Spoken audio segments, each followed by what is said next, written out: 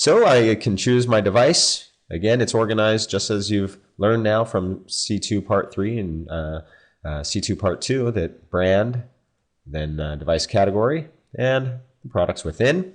And here we see actually the commands that apply to the unit as a whole. I could test those out. How?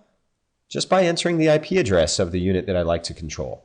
My HD 8x8 light is on the network right now, and it is with my computer here, and it is 192.168.0.23 port, or excuse me, 0.238, and the port number is 23. Let me go ahead and choose a command I'd like to test, send that command, and just as we saw in the RS-232 manager, our terminal tells us confirmation.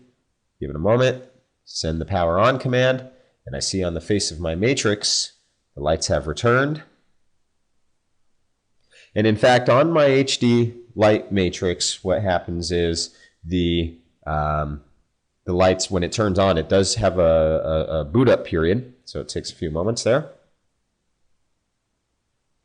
So you could choose the device you'd like to test and verify that the commands are working.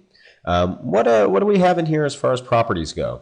Telnet and handshaking. Telnet, if you have a Telnet device, usually in the protocol of that product, it'll tell you. Telnet is kind of like a filter. There might be some characters that mean one thing outside of Telnet format, but inside Telnet format, they might mean something different. And so it's kind of like a filter that could be applied, that we could keep that within the Telnet language, if you will.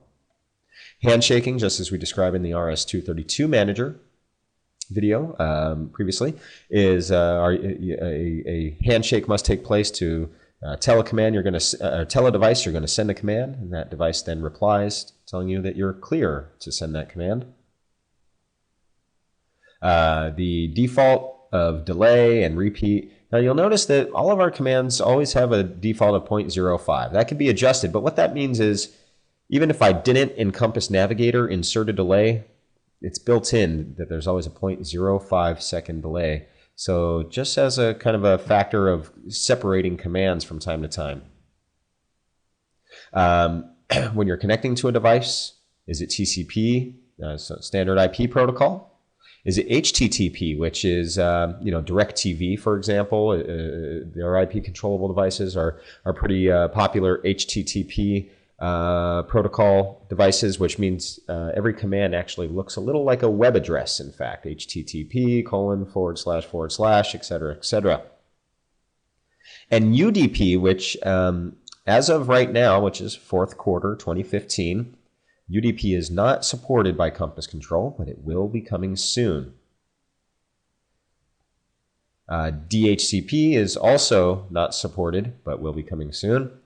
And some devices might require not only that you connect to them over the network, but you